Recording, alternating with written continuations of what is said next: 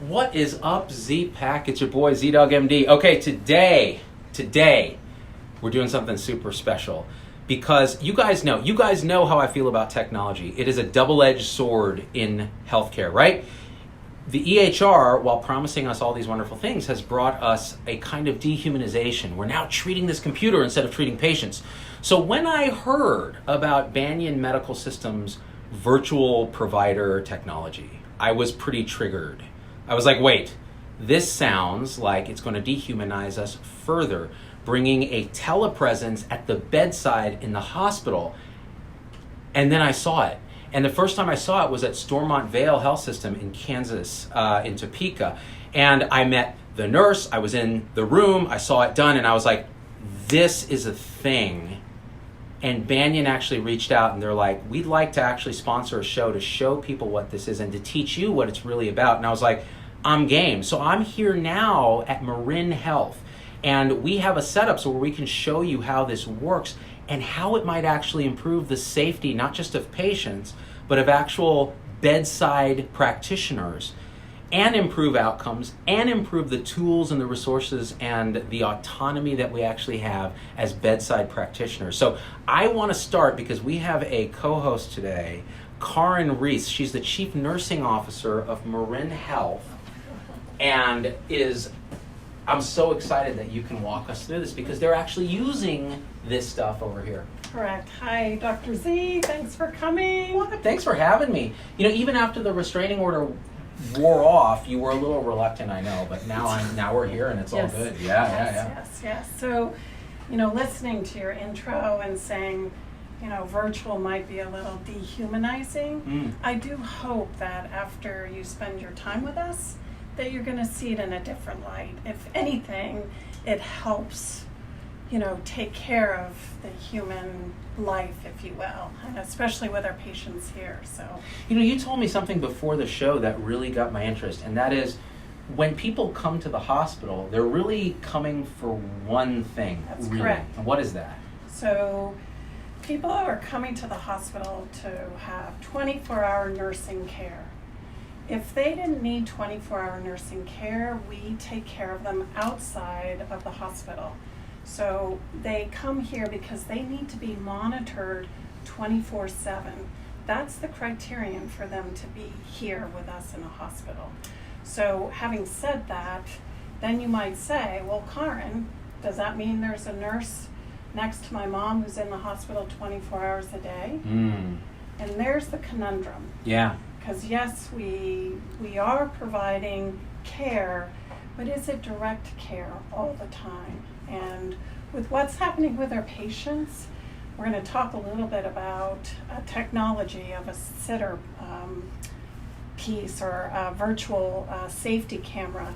Because again, these patients do require, a lot of them, 24 hours visualization of, to maintain safety and such. And for me as a hospitalist, this got my interest because when I was touring around in Stormont, we have limited resources. We cannot have a nurse at the bedside 24 hours a day. Correct. Even in critical care, it's like 20 hours if... That's correct. So in the ICU, and this is pretty much across the country, we budget our nursing hours, what's called WUPOS, worked hours per unit of service. It's a big word. I know, WUPOS. But in the ICU, it's about 20 hours. Okay, so that means 4 hours of every day, even in a critical care unit, a nurse is not touching the patient. But then when you move out to a medical unit where the ratios are higher, 1 to 4, 1 to 5, that WUPOS, worked hours per unit of service, is now 13. So that means 13 hours a day is where you have direct care for the patient. So what does that mean for the other 13 hours? Obviously, we're still providing care for them, but are we touching them that full 24 hours? I've been in those situations where you're looking down the hall and the call lights are just ding, ding, ding, ding, ding, right? It's like a Vegas slot machine. We have a no-pass zone, so yes, okay. Yes. And by the way, just so you guys know, this is going to be important for nurses, doctors, case managers, pretty much anyone who works in the hospital can be affected by this. because again, we're trying to see how can we bring more resources actually at the bedside Correct. without dehumanizing, actually Correct. by improving the human relationship. Correct. So giving our bedside nurses, say, tools that they can use in addition to what they already have. Yes. And just so you guys know, I am looking at your comments in real time, and we're going to take them as we go. And I got to say, Adam West already said, hey, this is the show he's been waiting for. Yeah. So over here, there's the kind of back end of it. And, ooh, what's in the fridge? Oh, I'm totally going to steal somebody's food. Shh. Over here. What up, fam? Hey, Dr. Z, you have a host of people in here. This is very, very scary. Yes. Lots of people. Yeah. Well, we're going to break it down in segments. So, Yeah. like I said, the first part that I want to just sort of showcase with you and have my team talk about is the virtual provider. So this is, or the safety provider. So this is the 24-hour camera that we installed actually on Lisa Ricketts' medical unit back in March. So it's a 40-bed unit that we installed this 24/7 camera. So a couple things, it's live, it's not recorded, nothing is saved. Yeah. Okay? So we actually brought this in originally because of wanting to reduce our falls. Yeah. So we have a pretty robust fall bundle, but we saw we were still having issues. So I want to talk a little bit about that process and really where it's gone to now, which is far bigger than just a fall camera, if you will. So this is why I really wanted to come to MarinHealth, because they like brought out all their crew that actually are doing this stuff, right? And if you're talking about fall risk, like everybody knows, we try our best and patients still fall. And so what's that extra thing we can do? So let's talk about that. So who wants to tell me about this fall thing? Lisa? Sure, I'd love to. And you're an RN? I am an RN. Awesome. Manager of the medical unit. Thanks for talking to us. Thank you. All right, now we got to speak up because our camera's over here, and some of my homies are like, you guys need to speak up. And you know what I say to that? You need to speak up, okay? In the comments, actually ask us questions because it's awesome. So tell me about this, Lisa, the fall prevention piece. Yes. So we have a falls bundle that we've always had, and we've had, on my unit especially, we have a lot of high fall risk patients, a lot of elderly, a lot of confused patients. So we implemented this virtual companion, or we call it a safety camera up on the unit, and it helps keep I just call it an extra set of eyes on the patients, and they monitor the patients, anybody that we consider a high fall risk. We place them on the virtual sitter. We give a little report to the safety camera people down in the room, and then they call us, or they can actually remote in to talk to the patient if the patient is able to understand, has the cognition to do that, and just say, you know, we're going to get your nurse, please wait, don't get out of bed. And then we've kind of keyed into that, and when we can hear it, we actually pop in there first. So this has been an addition to our many safety falls prevention bundle in parts that we put together to try to reduce our falls. So this is fascinating because it's not some computer doing this, it's a human being on the other end monitoring. What's the sort of staffing ratio of that individual, and who are they? So they're right here, Dr. Z. yeah. Here's one of ours. Oh my gosh. Yeah. How convenient that we have a telegenic nurse who actually does this. So tell me about how this thing works.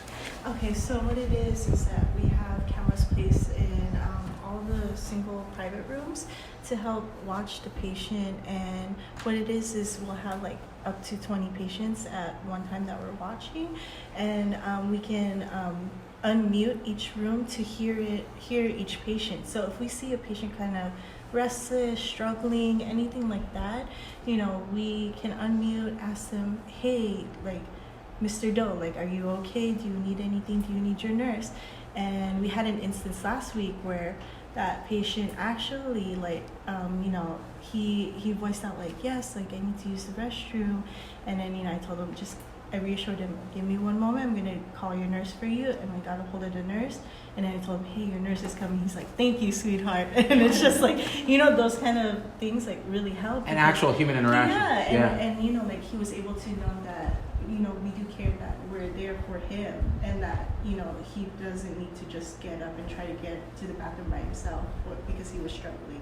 What's it like being the person monitoring 20 people for falls? Oh, it's nerve-wracking. Definitely. Yeah. But you know, like we try our best to work as a team because there's 4 of us in the room. Oh, Because we great. also watch their tellies. Yeah. And sometimes if we can't reach somebody right away, we have like 2 or 3 of us trying to call each a CNA, a nurse, the charge nurse, somebody to get into there as soon as possible.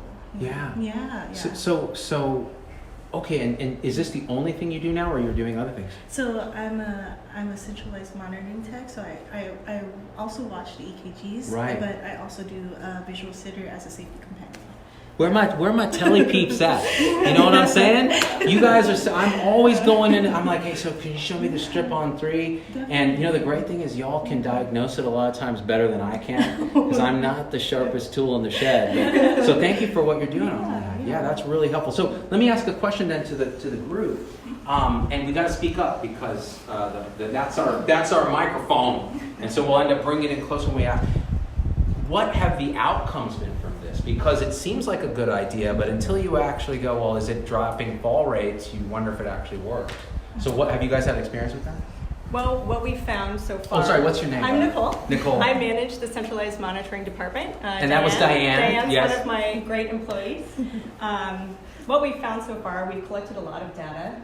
Every call that these guys make, they jot down an incoming call, an outgoing call, how long does it take a provider to get to the room after they call somebody, and what were they calling for.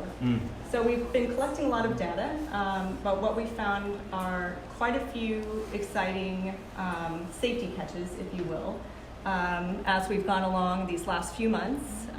And Diane can speak to some of these as well. We've had patients remove their BiPAPs and are struggling to breathe. We call the nurse right away, get somebody in there.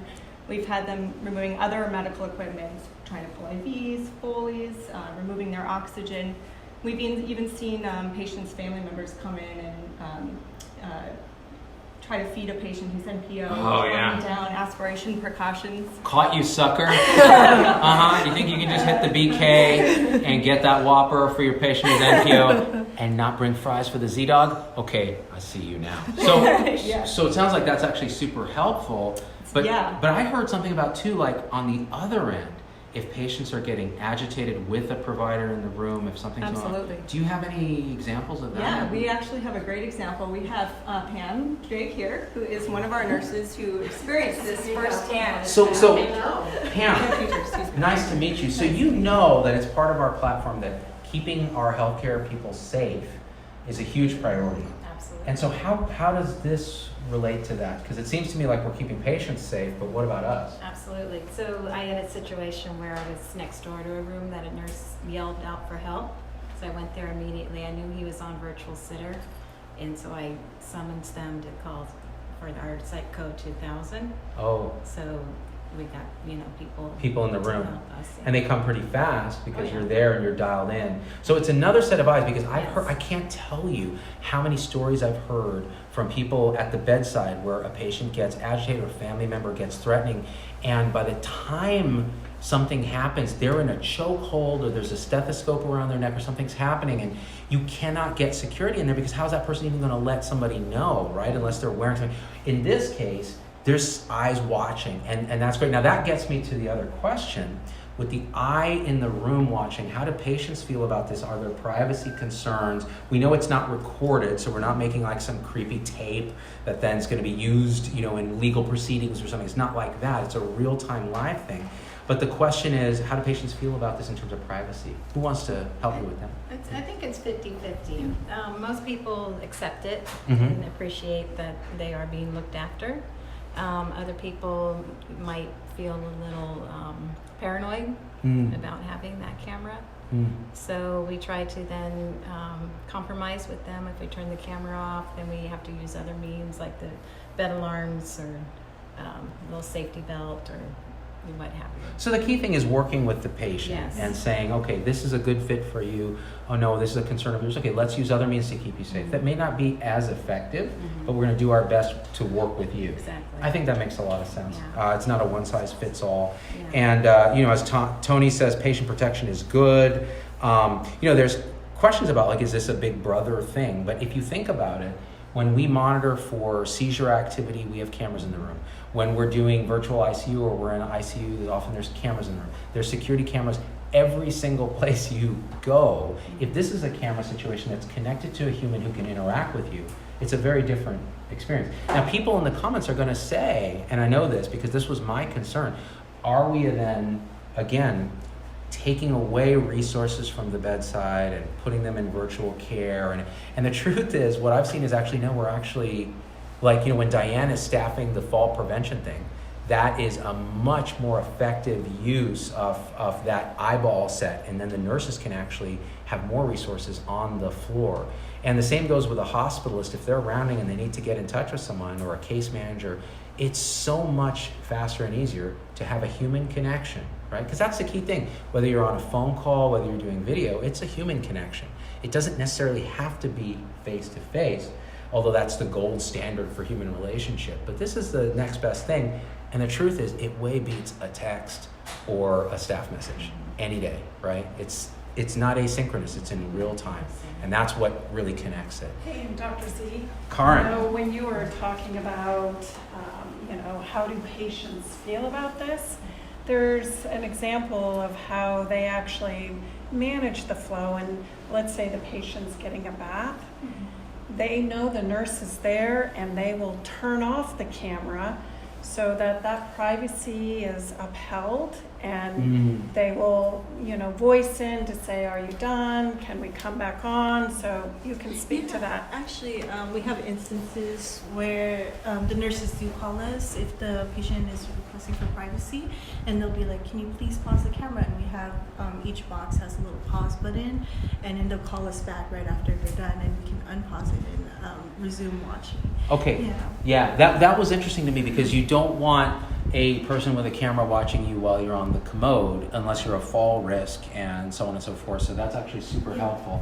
And so you have the patient safety component, you have the caregiver safety component, you have other interesting leverages for what you can do, right? So you can think about, how would med reconciliation work, or safety checks for double checking, you're doing something.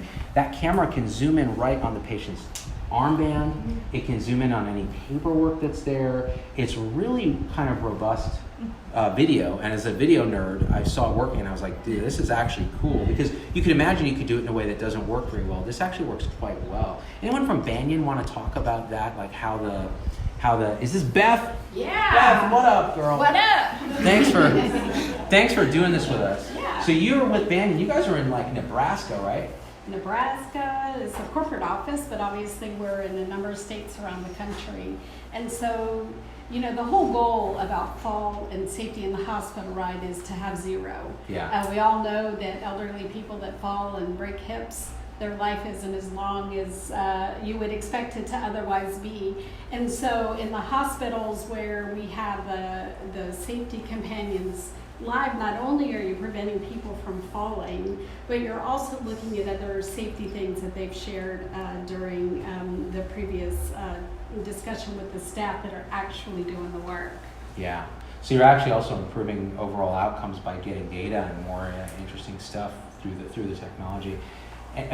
But so tell me more about the virtual nurse piece of it, because that hasn't gone live here, but it has gone live at places in Kansas and so on. Yeah, we have a virtual nurse in a number of other hospitals, and the nurse that is virtual, just like we're going to see with the case manager.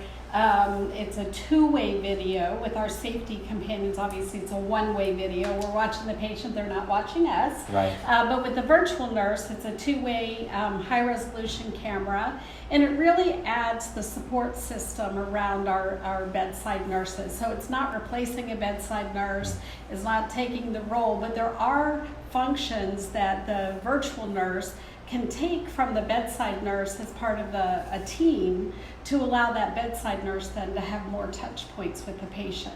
So the virtual nurse can start the admission process and do the admission history in preparation for the bedside nurse to come do the physical component of the admission assessment.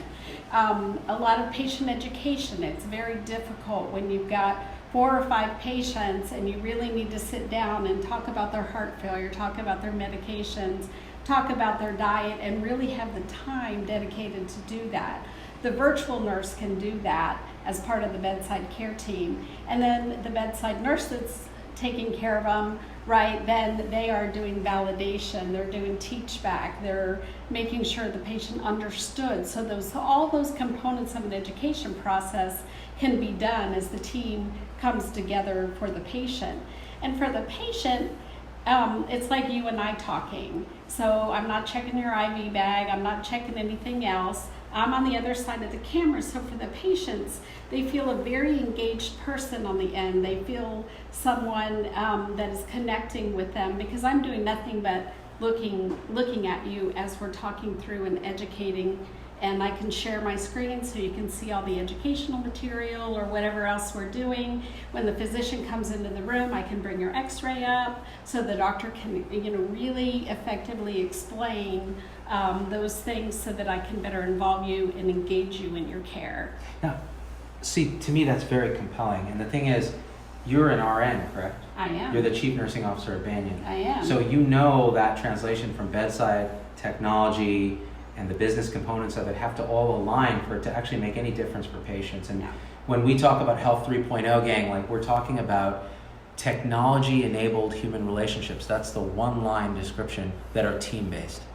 And so you mentioned the team. So now you have a teammate who's here, teammates who are in the room, and the patient is the biggest part of the team. Yep. And so having that education, and I think Karin said it in the first part of the show, a lot of times a case manager will give information and then the patient will think about it, or the family will come in and they'll have questions. How do we then answer that in a very accessible way? Well, even as, you have to hear it more than one time, right? And so you have that redundancy of information that the patient is receiving, and the family comes later and the patient says, well, I don't know what that really meant.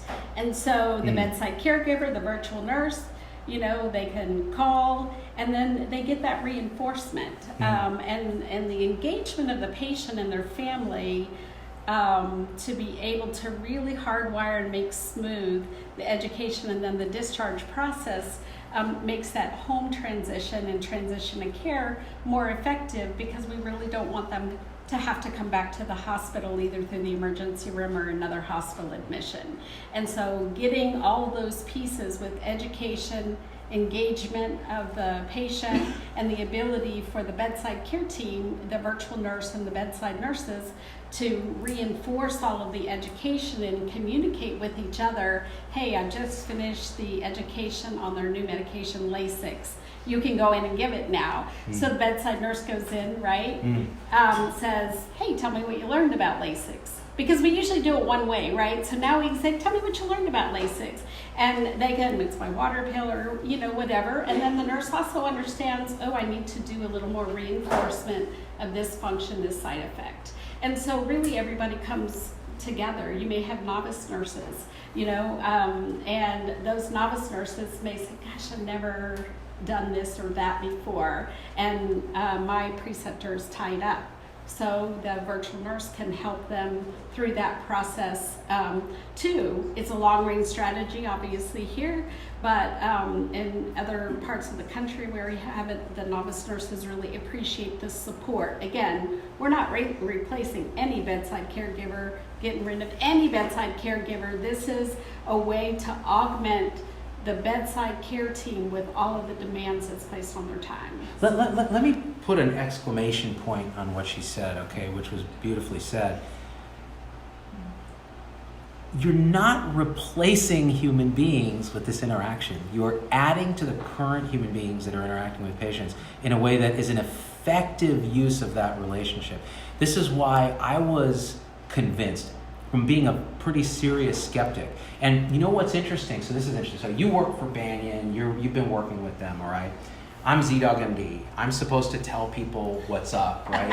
Which means you and I might be in disagreement on a lot of things if you're a company that makes some garbage product that is going to impede my ability to care for patients, or is just a billing tool or something that I don't care about. When I was in Kansas and I was touring the facility because I did a talk at Stormont Vale, and I saw they do these huddles, and I rounded with the hospitalist team and I went to the hospital. They just casually showed me, you know what we're doing is this cool virtual nurse thing. And I was like, so you're trying to replace nurses? You take our job. And they were like, no. In fact, look at this. We're not changing staffing, but we're adding this person. Then I saw it happen, and I was like, wow, that's a thing. Then I went upstairs to the room where the virtual nurse was. And I said, okay, tell me the truth. You don't work for BANYAN. I don't care about any of this stuff. Does this suck or what? Like, is this a terrible job? Is it a misuse of your nursing education? And she's like, no, this is my ability to care for people in a way that it leverages my bedside experience. Yeah. And this was a hardcore bedside nurse, and she's like, now I can take care of all these patients, and I have all these resources, and I help my friends and colleagues, and we all go to the same break room and hang out. And so I said, that's a thing. Well, so I'll tell you, I'm a longtime chief nurse executive, large public health system like Karin, and you know, you get to a point where the complexity of the patients has continued to increase, right? I mean, it's not a secret. Every nurse and every provider in the country could tell you our patients are getting sicker. Well, the problem with that is let's make sure the experience level of our staff continue to grow at the same rate. And the issue across the country now is many hospitals, their novice nurses are making up half the workforce. And so we can't have our patients with increased complexity and our staff not as experienced. And so the whole team can come together with mentoring and coaching and double checking. Like you said, the precision of the camera allows us to do the safety checks that we need to do. And so through that whole process, bedside nurses get better support. They get expert nurses helping to participate in the care experience of patients. And it's through all of those events that not only will we improve the care of patients, but we're going to improve the life of and the well-being of the nursing staff. Hey, Dr. Z. Yes, ma'am. I think We can actually. Our patient's ready to go. I got to read this one comment though, because it relates to what you say. Kristen Bruce Clifford says, our EICU partners have in no way taken away from our staffing. They are part of our team and not a replacement for it. And I cannot emphasize that more, because if this were a replacement, then I would not be here, because y'all know what we're about, right? So let's go see how this thing works, and then you can get a feel.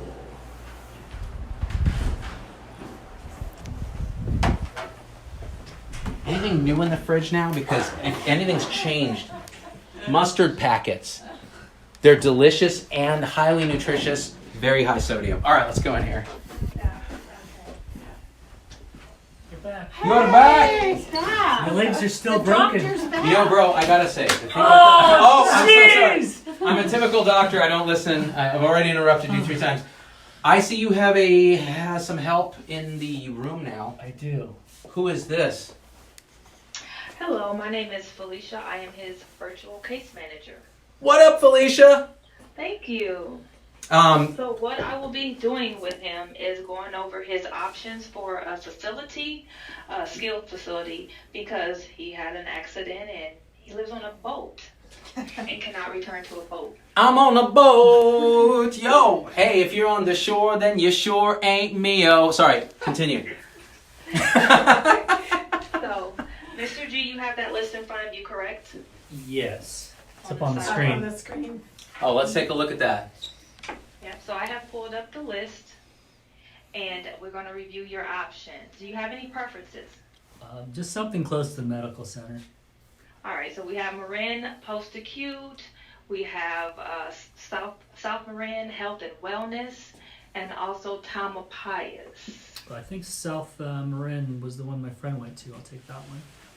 All right, so let me go ahead and go to their website. All right, and what you need is therapy, physical, occupational, and they have that for you, okay? Great. So you're going to go there, you're going to get stronger, and then hopefully be able to go back to your boat. So what I need to do is send over your medical information to the facility and also let your nurse know so we can update your plan of care, okay? That's awesome. Thank you. You are welcome. Is there anything else I can help you with? No. All right, perfect. All right. So, Dr. Z, I mean, how is that massively different than her coming in here and standing here and saying the same thing?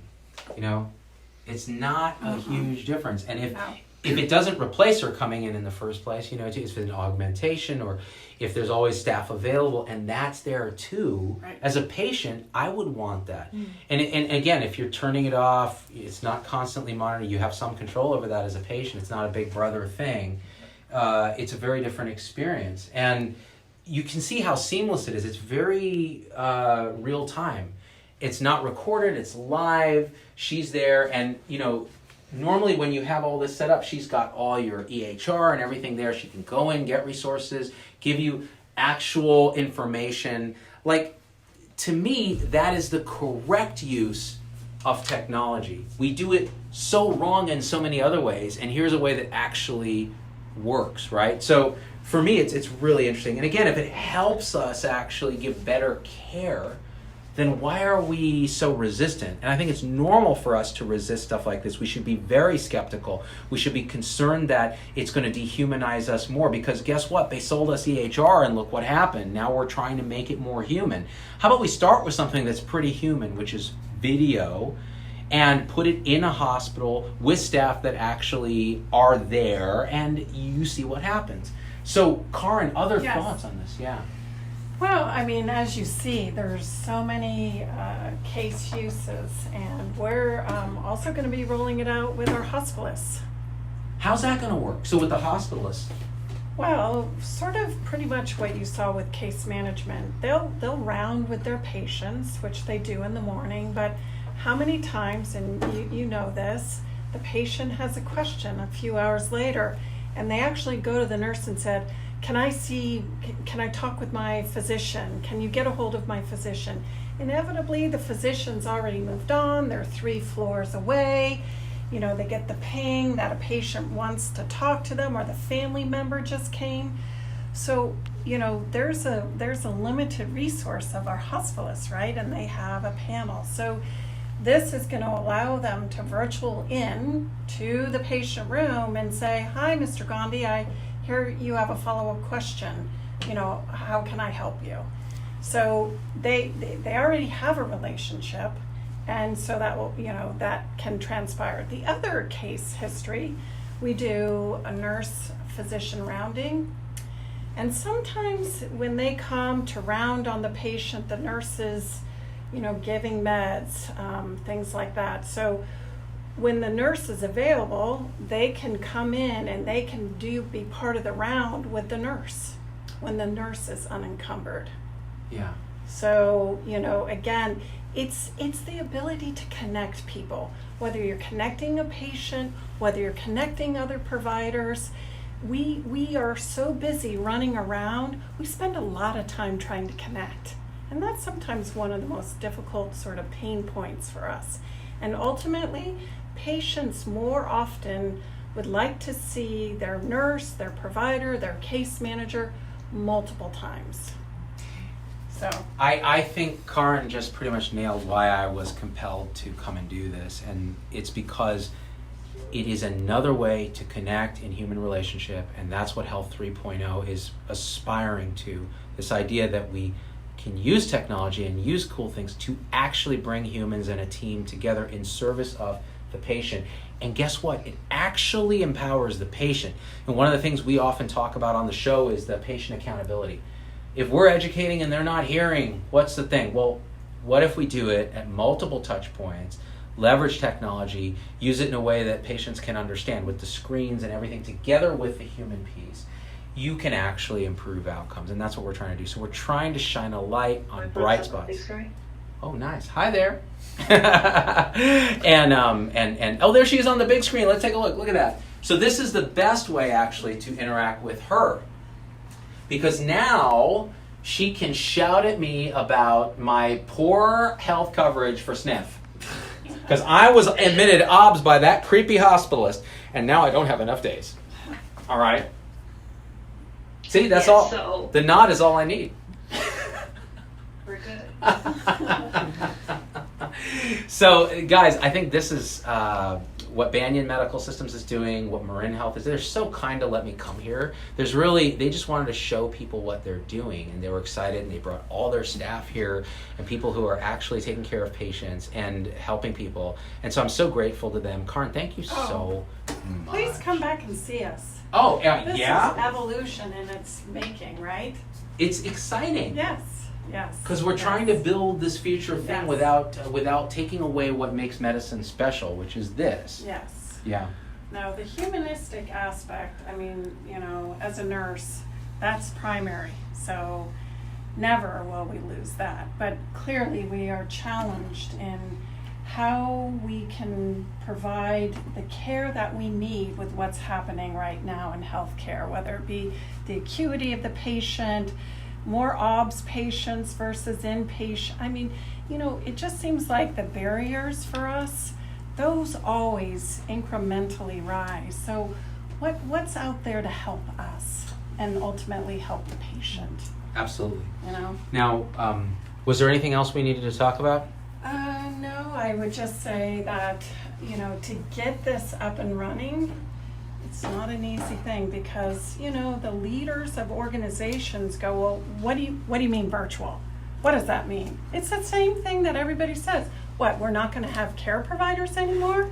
So you got to get your C-suite to be able to do it, to sign off on it. And I started with Banyan over 3 years ago. So 3 years ago, I started the conversations with them, and it took probably over a year to even get this authorized, and I had a pressure to get it in a brand new building, so it was wired. So try talking to people who don't understand, so your CEOs, your CFOs, it's even more foreign to them than it is to us.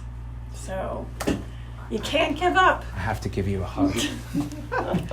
I know, the struggle is real. I tried to run a clinic telling people, look, this actually helps people, it brings in, and then you're talking to people now, but our PM is 22, and according to our calculations. Yeah. So, the struggle is real, people. I think there are solutions that can help us, that won't dehumanize us, that Right. will give us the leverage to be caregivers again. One thing I have to end with is Liliana Cook, one of our valued supporters and commenters, said something that I think is clinically astute, that Mr. Gandhi here needs to be defibrillated. And I think we just need to go ahead, and because this is a life and death thing, I think we just need paddles. Hit me with the paddles. Okay, here they come. Hit stop. This can't be broadcast. All right, we out, guys. I love you. Peace.